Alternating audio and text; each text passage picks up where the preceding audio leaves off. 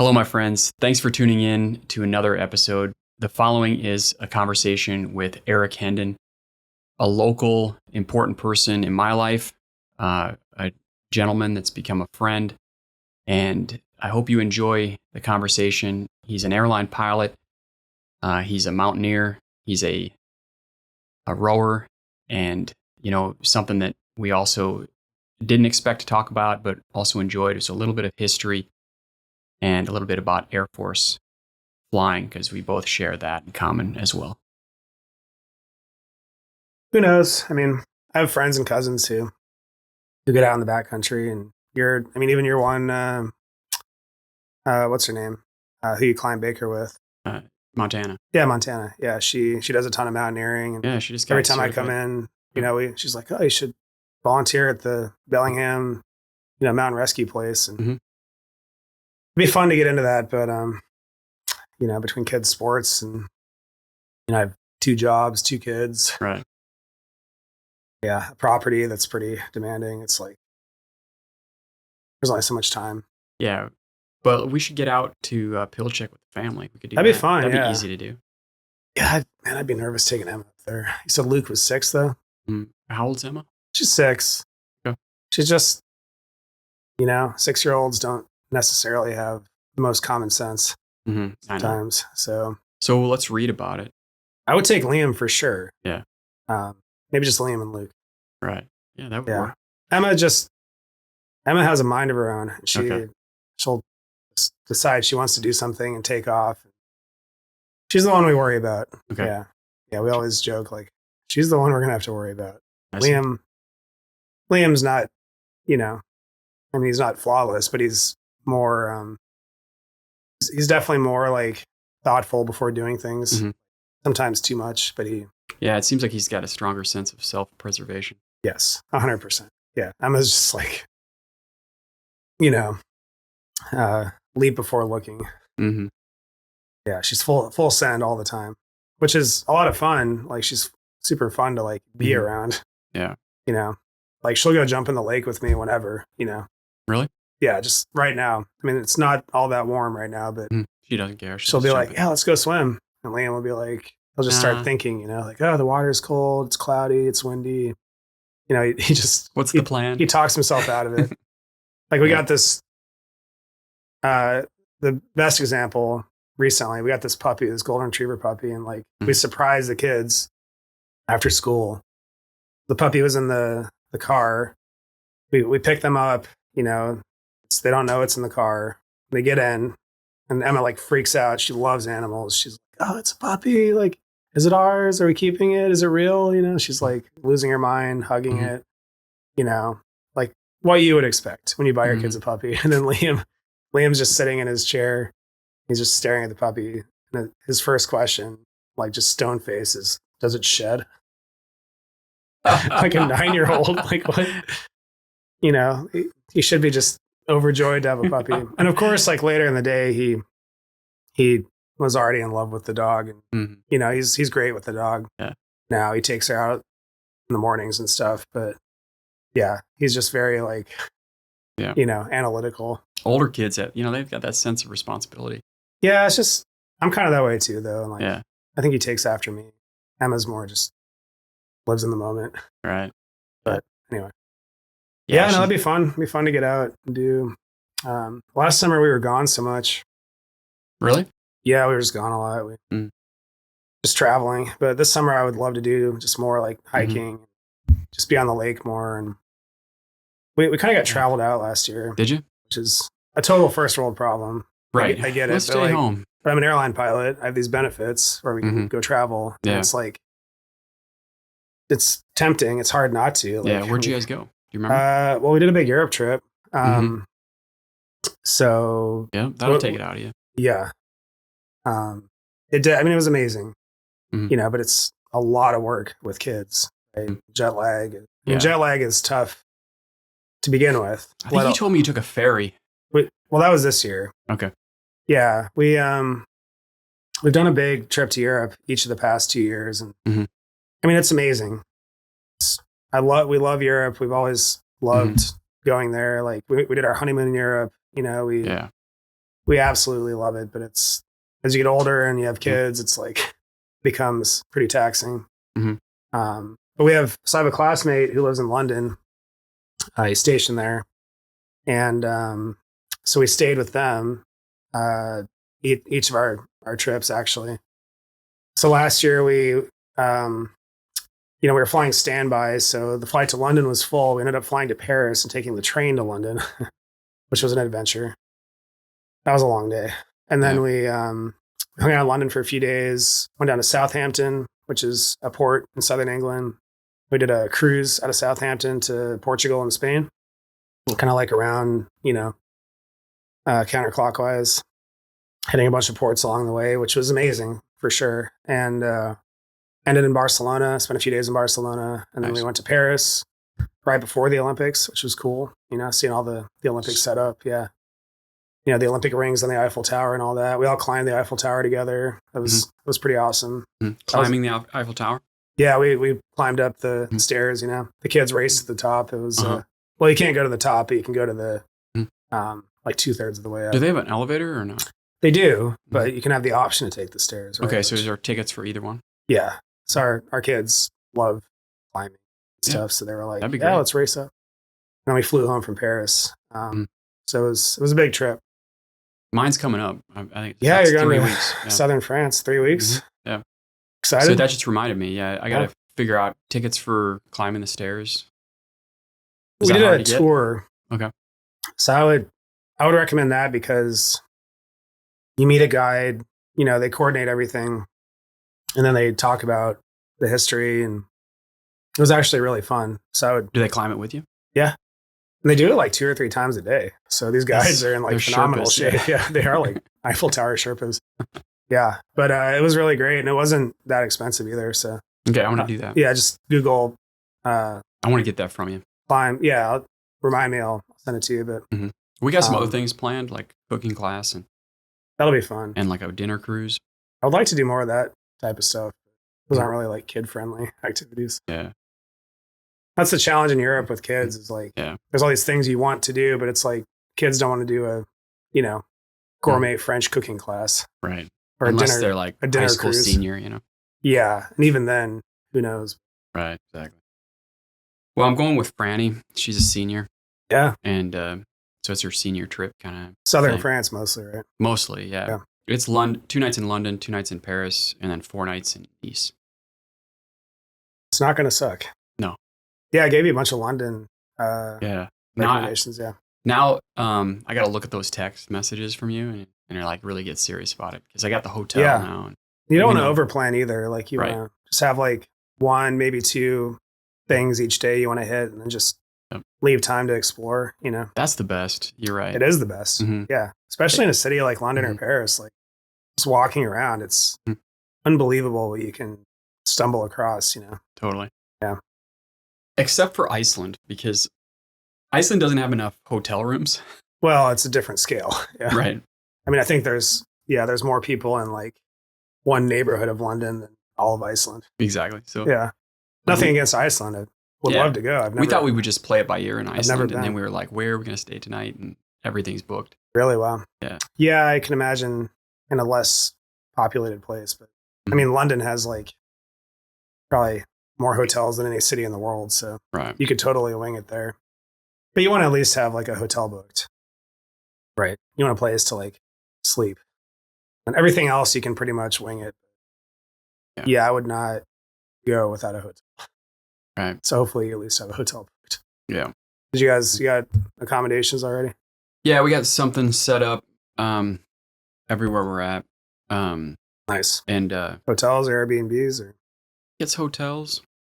Yeah. Hotels are nice there. There's a travel company that I totally recommend. We're working with a gal named Deborah. She's been wonderful, and there's a travel app, so it's all kind of organized on the app.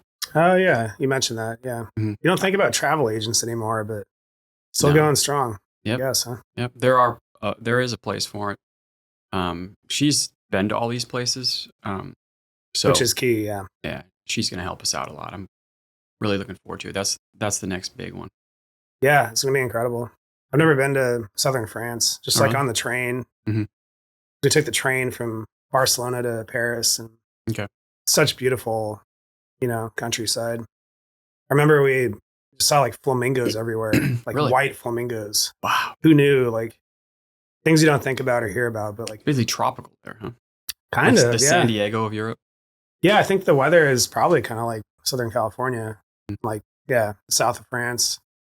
I've read a lot of articles by travel writers who say it's their favorite place in the world, south of France. Mm. I mean, I it's read that pretty too. famous, right? Like, Mm. but Cannes or whatever, the film festival, Marseille, Nice, the Riviera. Mm. I mean, I've heard about it. I've just never been. So Right. look forward to hearing a review. Yeah, Franny wants to run every day. So, and she's going to be running 6 to 8 miles a day. Yeah, we'll see how that goes. Yeah, exactly. I've been on a lot of vacations where I pack my running shoes and I'm like, I'm going to run, and I get to the end of it. I'm like, I didn't use my running shoes I didn't once. really run at all. Yeah, Well, and the thing in Europe is you walk so much. that's true. So like right. we typically walk 5 to 10 miles a day, I would say on average, whenever we go to Europe, Mm-hmm. You're walking around cities a lot. Yeah, it's not a relaxing vacation, but Right. you're getting your steps in. So like, I mean, obviously she's like a competitive runner, Mhm. but I mean, you're going to get enough walking in. Like, Mhm. she could probably take a couple days. Yeah, I hope so too. We- I hope we- so because she can run way more than I can. Yeah. I mean, we did some days probably. Man, I'm trying to remember how many steps, but 20,000 plus step days, just like big days. I'm not used to that. No. Well, you gotta like train. Oh. You have to train for being in a European city. We don't walk in America. Right. We drive everywhere. Mm. Unless you live in like Manhattan. Mm. There's a few places in America where like you can walk a lot, but Mhm. by and large, we're a driving society, right? Right. Why we have so many overweight people. Oh yeah, it's clear that Fast I'm sure you food can and find out in the driving. airport when you come back. You're like, oh yeah, you can tell the difference. You can. I mean, there's overweight people in Europe too, but they just walk more. I Mhm. think maybe the diet is healthier Mhm. overall. They have more regulations with their food there too, which Mhm. I think lately that's kind of come more into focus, right? Like Yeah, the whole like Maha thing and all that. Like, totally. we've been, at least the public conversation has been Mm-hmm. better, which Yeah. like I just heard In-N-Out is getting rid of the red dye in their food, Mm-hmm. for example, which Well, is didn't it good. become illegal? Red dye? I don't know if it is in the whole US. Mm. I know like in Europe it is. I think Yeah. Canada probably should be.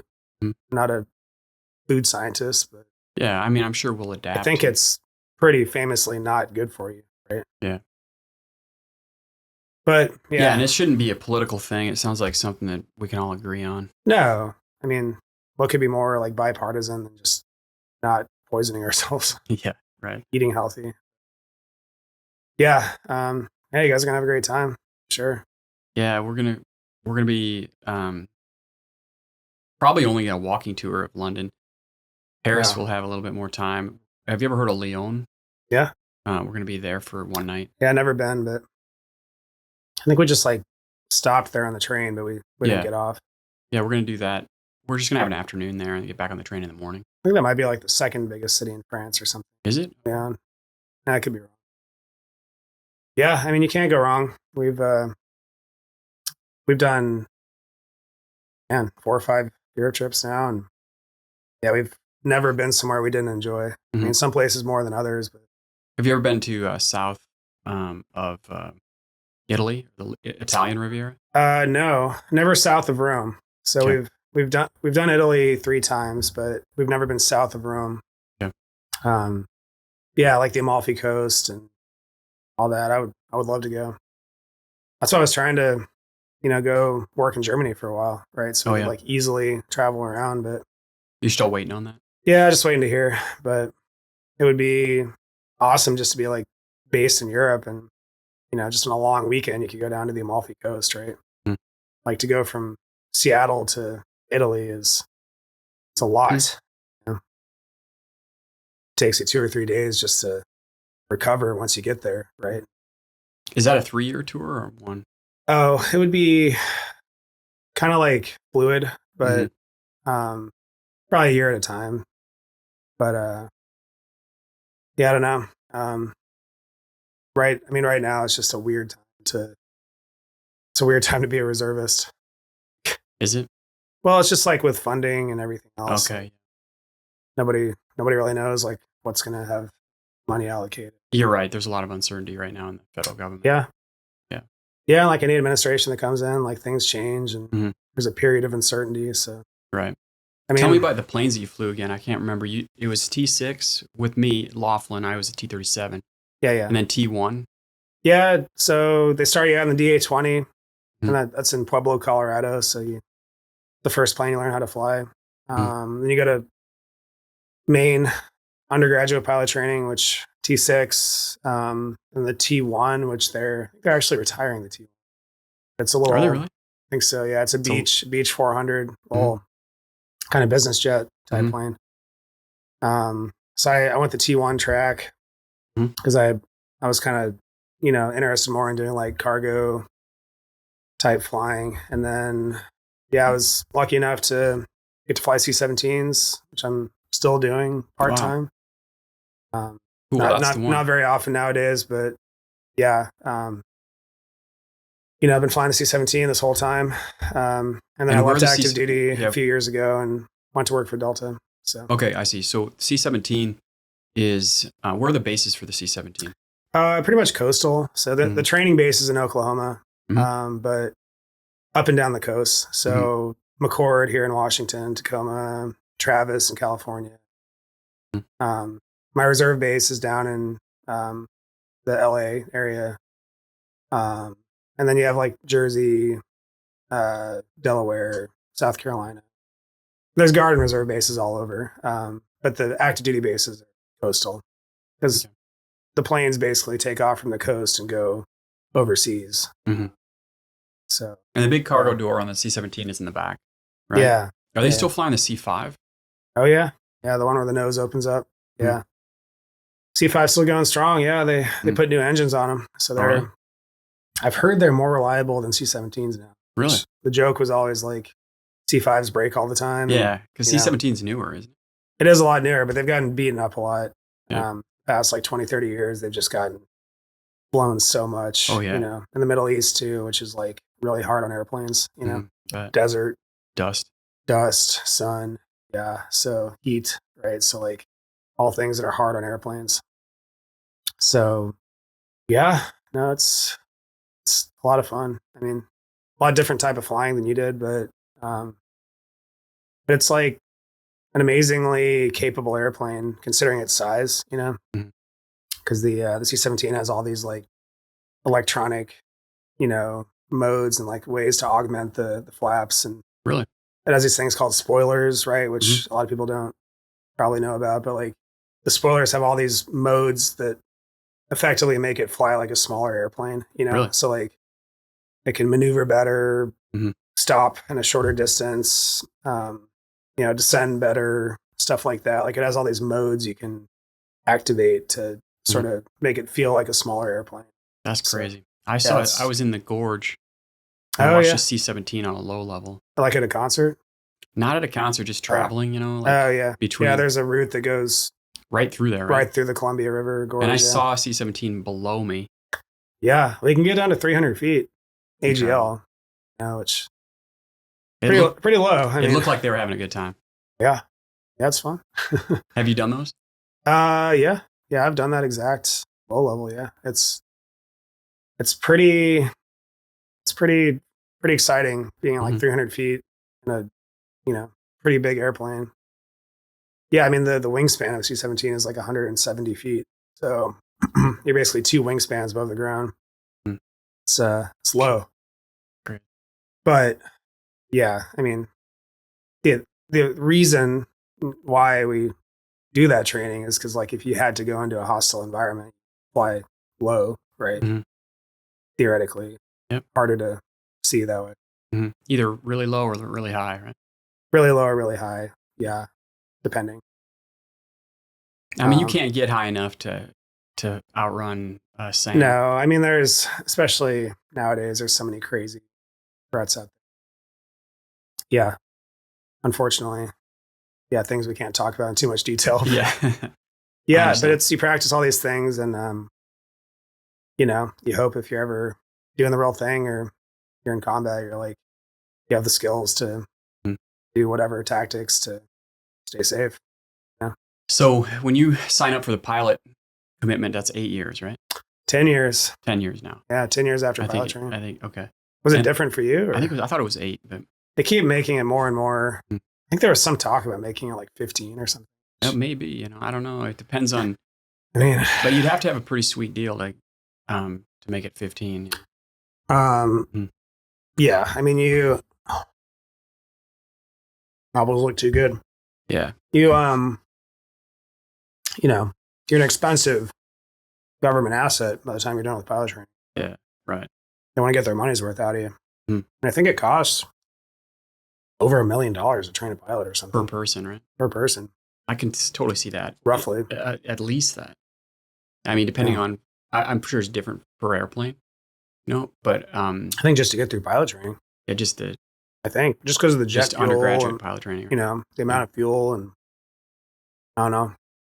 It's not a cheap thing to do, fly airplanes. Right. $1 million education. Something like that. I mean, that's. Yeah. It wouldn't surprise me if it was even more than that. I've heard that anecdotally, but yeah, I mean, it's becoming more like in simulators and stuff. So it might be cheaper now. Mm-hmm. You're right. They do because they have like the VR goggles now and stuff like that. They can replace some flying time with simulator time. They're trying to eat away at flying time. I think they're replacing a lot of flying time with simulator time, which has been kind of controversial. Like a lot of people think they're, the product is not as good because they've gone too far. Well, because you just can't fully replicate flying an airplane. Right. Like simulators are amazing now. The goggles and the virtual reality, but there's no substitute for being in an actual airplane. I mean, I'm sure the Air Force has budgets and they try to they probably have some different trade-offs. We could train one more pilot versus 2 pilots instead of 1. Yeah. And get, 2 pilots instead of 1 for the same price. Yeah. I mean, there's people who are smarter about it than I am, but there's a lot of budgetary constraints nowadays. I mean, it's hard to believe because the DoD budget is so massive, but right. We're not in a huge conflict right now either. So in, I don't know if you can call it peacetime, but in a times where we're not in a big overseas war, funding is just harder to come by, right? Yep. Like back in the Cold War days, sure, they were just writing blank checks, right? Whatever you want, Yep. Military, here you go. But in slower times, I guess you could say they just try to save money, right? Allocate money towards other things in the government or. Yeah, we're definitely in a contraction period. Contraction period, yeah. That's a good way to put it. So you were in the C-17. When does your commitment end? And you had the option to keep. Yeah, 2021. So okay, wow, that's wild. 10 years after pilot training. Okay. So, that's traditionally when a lot of people leave active duty, become reservists, go to the airlines. So did you? I did all that. Did you go to the airlines back then? Yeah, I left active duty. Summer of 2021. I got a reserve job. Started applying to airlines. It was kind of a weird time because it was, mid-pandemic still. Yep. The airlines were actually not hiring when I left active duty, which was kind of nerve-wracking. Right. And then they needed to go crazy. And then the floodgates opened. But when I separated, it was pretty uncertain. I didn't know what was going to happen, honestly. So we moved across the country, from, we were living in Philadelphia, sold our house in Philly, moved out here. Luckily I had a reserve job, so I knew I at least had that, insurance and a way to make decent money. And then, at least pay the bills and have insurance, right? And the airline started hiring in the fall of 2021. And, I was, lucky enough to get on with Delta early 2022. Been there since. So nice. Yeah, I mean, it's insane how many pilots they've hired the past few years. There's like 6,000 pilots who are junior to me. Yeah, I heard they're taking pilots at the minimum. Yeah, I don't know. Is that true? I don't know, honestly. I mean, everyone I've met has been like very qualified. So, I mean, the minimums to be an airline pilot are still pretty high. Right. You know, like it's true. You hear that in like the media, and you know the public's probably like, "Oh my god," you know, like who's flying these planes? Yeah, but I don't say it to cause fear. Yeah, I know but like, you know, someone who's not a pilot, right? Like they might hear that and think like, who are these? You know, these clowns flying airplanes? But you used to have to fly like a commuter job for a while before you got into the majors. I think it was a harder nut to crack, you know. Yeah. But I mean, the minimums are still like 1,500 hours, or if I'm not mistaken, which it's a lot of hours. Like, you're definitely a competent pilot by that point. I think back in the day, it was so competitive. Exactly. You wouldn't get a job offer unless you had like 3,000, 4,000 hours. But I mean, honestly, like, especially as a cargo pilot, a lot of those hours are kind of like empty hours anyway. Like if you have 1,000 hours in an F-16 versus like 3,000 in the C-17, every minute of your 1,000 F-16 hours are probably pretty action packed, right? But you know, in the C-17, you're spending 7, 8, 9 hours at a time just crossing the ocean. You're logging a lot of hours. You're logging a lot of hours, but you're not like hand flying the plane when you're just at cruise over the Pacific, right? Yeah, you're right about action packed. That's for sure. So not all hours are created equal.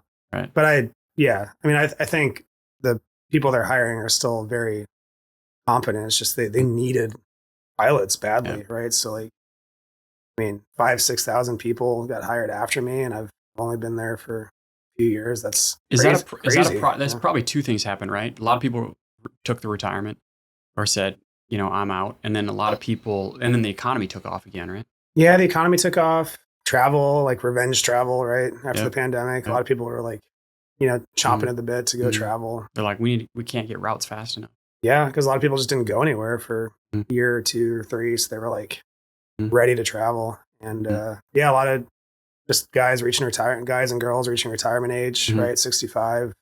So just kind of like a perfect storm of like retirements at the top end of the company, travel demand. Yeah, I feel super lucky. My timing was what it was. Lately, they've kind of paused hiring. Did they? Yeah, which I think it'll pick up again later this year. But, you know, just with tariffs and this, that, and the other, it's just been like kind of a crazy time economically. Yeah, so they're pulling back and they're like waiting to see what's going to happen. I think they're just kind of being cautious and like letting the world stabilize a little bit. I think we're all kind of looking forward to the world stabilizing a little bit. So the timing of yours was pretty good because a lot of pilots were hired after you. So then you've got seniority from those pilots, right? Yeah. Are you I'm like first officer? Top 30% in my category now. Okay. I'm a first officer. With more seniority than you would if you had to start over, right? Yeah. I mean, being a captain, everyone who's a captain is generally more senior. It's all relative to which seat and which airplane you're in. Yeah. So I fly the A220 as a first officer, and I'm like top 30% now in that category, which is the A220 a C-17 very similar? Similar in a lot of ways. They're both sticks, you know, similar kind of like cockpit design. The 220 is an Airbus. You know, C-17 is a Boeing product, so little differences here and there, but honestly, it was very intuitive. They fly differently, like they land differently, which is probably the biggest difference. C-17 lands on the backside of the power curve, right? It's kind of unique in that regard. Pretty much every other airplane lands on the front side of the power curve. Can you explain that? Yeah, C-17, it's for like short field landings and stuff, right? So like you fly so slow in the C-17 on the backside of the power curve on final, you actually add power to flare plane, right? So like you advance the throttles instead of in a normal airplane, you're in the flare, you're like pulling power, you know, pitching up and then just sort of settling down to the runway, right? But like on a C-17, you have a fixed pitch, you're controlling your vertical with the power. because you're on the back side of the power curve, which I'm not an aeronautical engineer, but like, there's the famous, aviation power curve that applies to pretty much all powered flight, right? And the C-17 actually was designed to operate on the backside of it so it could fly slower and land in a shorter distance. And that's kind of the main thing it does really well is it lands and, it can land on dirt on a, few thousand feet. Yeah. Are you pretty remarkable? Do you have the spoilers in a certain mode when you're landing? Yeah. The spoilers deploy, so. Those probably help a lot for the backside of the power curve. They help a lot when you're flying on final. The thing that really stops the plane is the brakes. It's C-17 has like super strong brakes. Does it? Yeah. The combination of flying slower, spoilers, brakes, and then you're touching down pretty firm. Are you? So. Yeah, you don't want those airline passengers to feel that. No, you're in the A220. Yeah, your C-17 assault landing would frighten the average airline passenger. Yeah. I mean, it frightens a lot of the military passengers, honestly. Like, what happened? I think they know what to expect, Yeah. Like, guys have been flying on C-17s long enough. They know, like, probably fasten our seatbelts. Right. I didn't know that. Oh, yeah. It's aggressive. And it's like... And a lot of guys probably make it overly aggressive, because it's fun. Thanks for listening to the latest episode with Erik Henden. One of the things I really enjoyed goes with this quote: treat failure like a scientist. Each attempt is an experiment. Each mistake is a clue. You're not failing, you're refining. And I'll see you guys on the other side.